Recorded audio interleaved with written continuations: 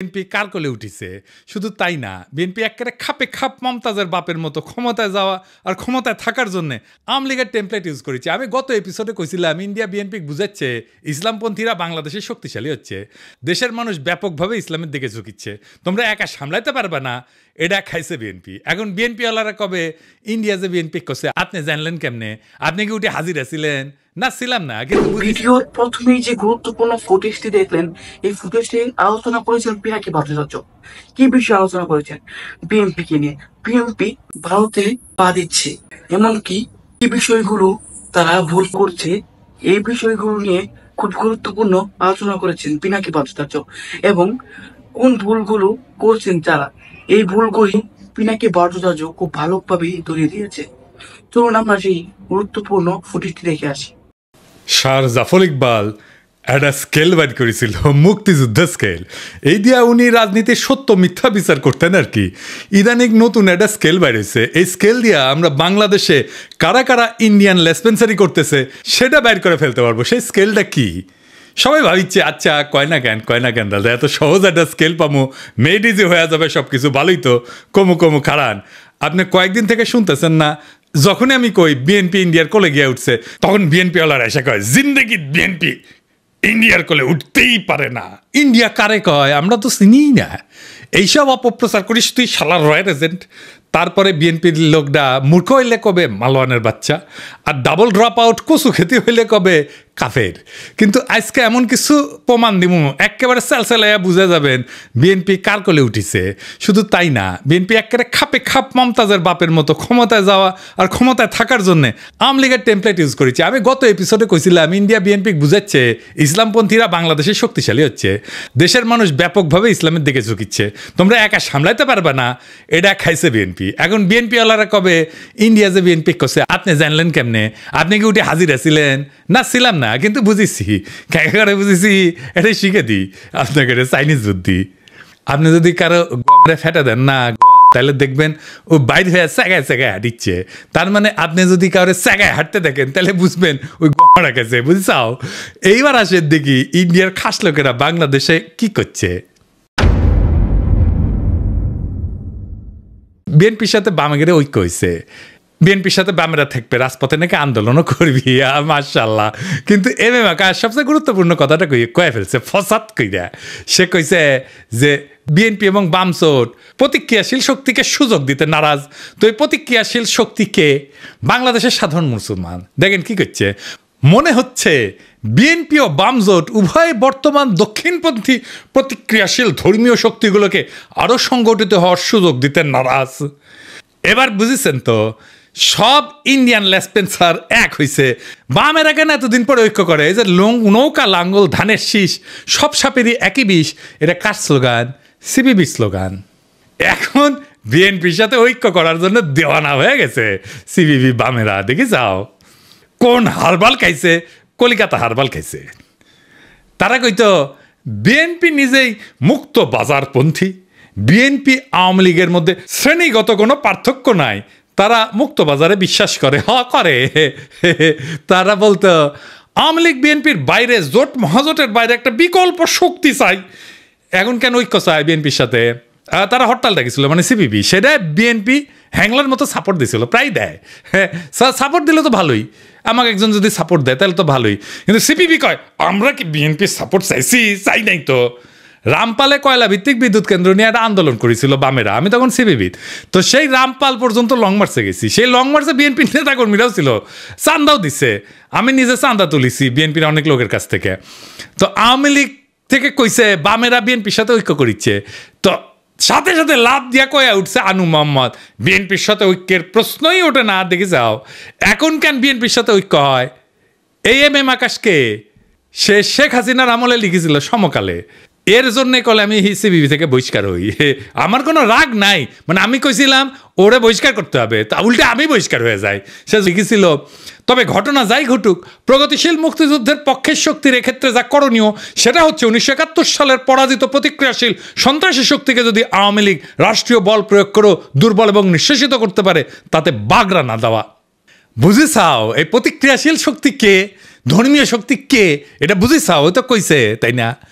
তো এই সেই ইসলাম বিদ্বেষী আকাশ যে বাংলাদেশে মাদ্রাসা ছাত্র আর ইসলামপন্থীদের রাষ্ট্রীয় শক্তি মানে ডিবি, র্যাব, ডিজিএফআই এগুলো দিয়ে নির্মূল করতে চেয়েছিল, এদের জন্য আয়না ঘর হয়েছে।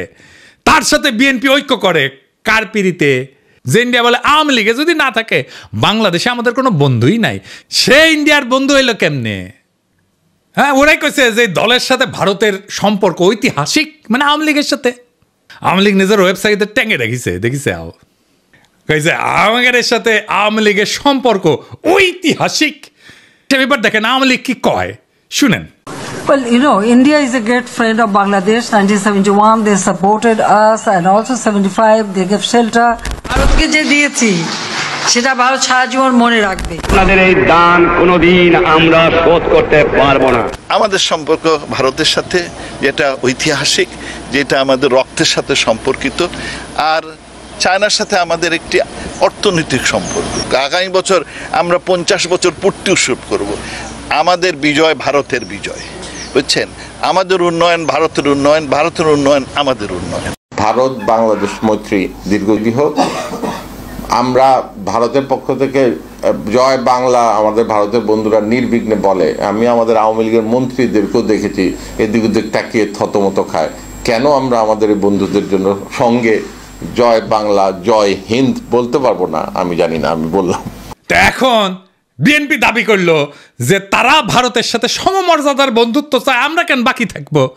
তো গয়েশ্বর দাদা কইল বিএনপিও ভারতের সাথে বন্ধুত্ব চায়। আবার দেখেন এই যে ইন্ডিয়ান রয়ের স্টেশন কমান্ডার রাজেশ অগ্নিহোত্রীর সাথে বিএনপির স্থায়ী কমিটির সদস্য গয়েশ্বর চন্দ্র রায়ের কন্যা অর্পণা রায় এখন কি যেন লিখিচ্ছে, সাইন করিচ্ছে, দেশ বেঁচে দিচ্ছে বলে হয়, বুঝছাও? রয়ের লোকের সাথে গয়েশ্বর রায়ের পরিবারের কাজ কি? এবার আসেন দেখি এই বন্ধুত্ব হওয়ার পরে মির্জা ফখরুল কি কয়, শুনেন। ভারত আমাদের প্রতিবেশী, সবচেয়ে বড় প্রতিবেশী, আমাদের বন্ধু। আমাদের যুদ্ধের সময় 1971 যুদ্ধের সময় আমাদের সহযোগিতা করেছিল। আমরা ভারতের কাছে সবসময় প্রত্যাশা করি যে ভারত বাংলাদেশের মানুষের পাশে দাঁড়াবে। দেখেছেন দোস্তালি হয়ে গেছে কলে। যে বিএনপি গত ডিসেম্বরে কইছিল বাংলাদেশ নয় ভারতের বন্ধুত্ব হাসিনার সঙ্গে, তো এখন কি এলো? তো এখন জামাত দেখলো যে ট্রেন তো মিস হয়ে গেল, যাইতেছে, তো সেও কল সখী ধরো ধরো ধরো ধরো, আমি কি তোমার পর? তা কইল বন্ধুত্ব চাই, সহযোগিতা চাই। ভারতের প্রতি জামাতের বার্তা। ইন্ডিয়া কিছু হইলেই জামাতিরে পুন্দায়, তাও হ্যাংলার মতো। ইন্ডিয়ার প্রেম ছাড়া ওদের চলে না। ওই যে গান আছে না, হয়তো কিছুই নাহি পাবো তবুও তোমায় আমি দূর হতে ভালোবেসে যাবো। ওই করে দূর হতে ভালোবেসে যাবে জামাত ইন্ডিয়াকে, বুঝছাও? কিছু পাবে না।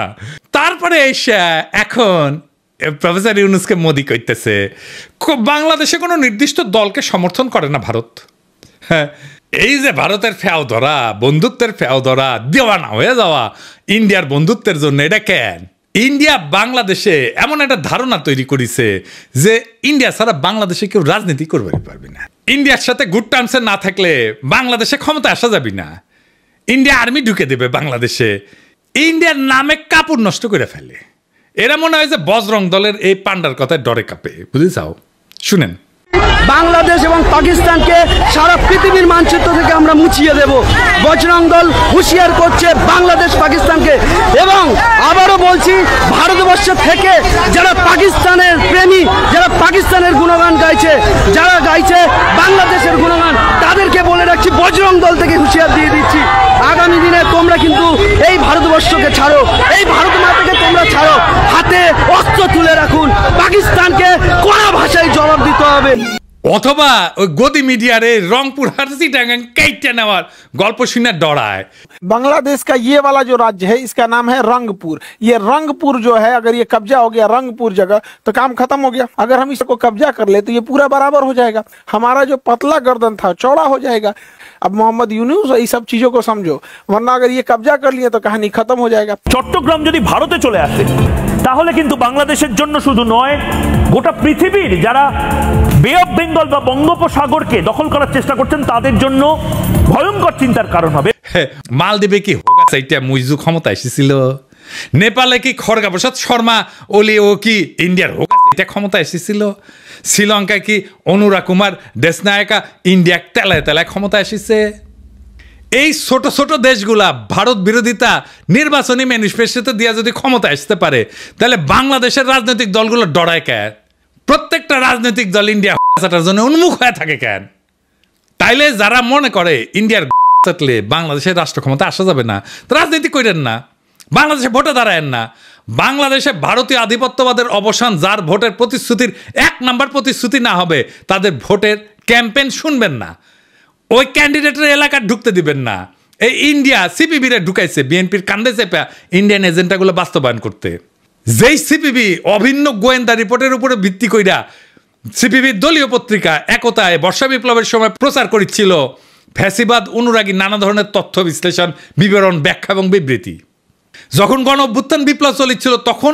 পুরা জুলাই মাস এবং আগস্টের 5 তারিখ পর্যন্ত একতা সংগোপনে নীরবে তাদের গণবিরোধী এবং নিন্দনীয় কার্যক্রম চালায় গেছে আর এখন এই প্রগতিশীল হওয়ার ইন্ডিয়ান লাইনে বিএনপি নামিছে এম এম আকাশে বক্তব্যটা কবে দিছে জানেন 28 জানুয়ারি 2025 আর সেইটা পইরা মুগ্ধ হইয়া অসল মালদের নিয়ে স্বপ্নে বিভোর বিএনপির জীর্ণ বৃদ্ধ নেতারা প্রগতিশীল হওয়ার একটা লাইন পেয়ে গেছে ঝাঁপায় পড়েছে তাদের দিকে পতিত ফ্যাসিস্ট হাসিনার শাসনামলে যখন খুনিদের জুলুম নির্যাতনের বিরুদ্ধে লড়াই করাটা ছিল প্রধান কর্তব্য তখন নিপীড়নকারীদের দোসর এম এম আকাশের ভূমিকা ছিল ঘৃণ্য দালালির 2018 সালের পর থেকে বামপন্থীদের মধ্যে থেকে যখনই কোনো আন্দোলন নিয়ে কেউ আগাইতে চেয়েছে তাদের বিরুদ্ধে নামছে নিন্দা এবং কুৎসা উঠাইছে এই আকাশ দিবালক সিংহ এবং চট্টগ্রাম পোর্ট লুণ্ঠনকারী মাহবুব জামান সিপিবির মধ্যে ফ্যাসিস্ট বিরোধীদের এটা ট্যাগ দিত A to Z ঐক্যপন্থী হিসাবে খুনি হাসিনা সরকার ফেলার জন্য এরা বিএনপি জামাতের সাথে ঐক্য করতে চায়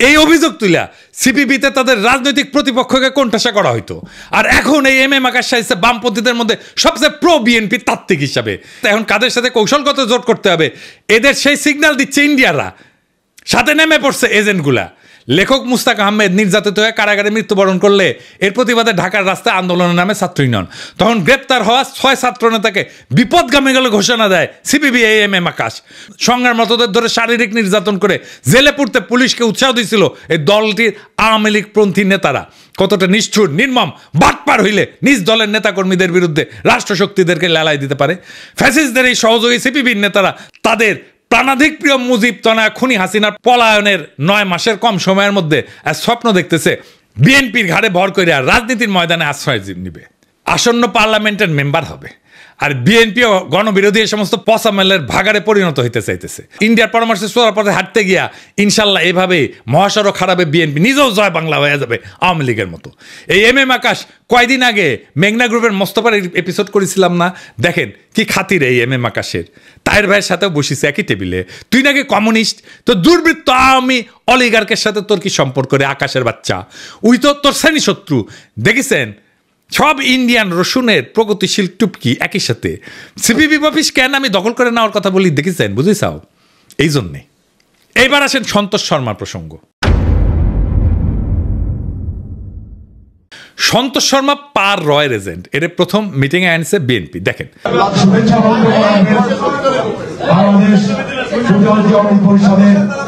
সাধারণ সম্পাদক বিশিষ্ট সাংবাদিক সন্তোষ শর্মা শুভেচ্ছা বক্তব্য রাখবেন আমি ভাগ্যবান আমি যখন বক্তব্য রাখতে হচ্ছি তখন মাননীয় আমাদের আমি কৃতজ্ঞতা তারেক রহমানের উপস্থিত আছে এখন কবেন তারেক রহমান লন্ডনে থাকেন চিনেন না একবার না একাধিকবার সন্তোষ শর্মাকে তারেক রহমানের মিটিং এ ছিল এই দেখেন আবার দেখেন মাননীয় ভারপ্রাপ্ত চেয়ারম্যান আমি গত দিনের ন্যায় আজকেও ভাগ্যবান যে আমার বক্তৃতার সময় আপনাকে পেয়েছি সেজন্য কৃতজ্ঞতা জানাচ্ছি মাননীয় ভারপ্রাপ্ত চেয়ারম্যান আপনাকে বাংলাদেশের সনাতনী সম্প্রদায় এবং বাংলাদেশ পুজোজ্জীবন পরিষদের লক্ষ লক্ষ নেতা কর্মীর পক্ষ থেকে বিজয় আর শুভেচ্ছা জানাতে চাই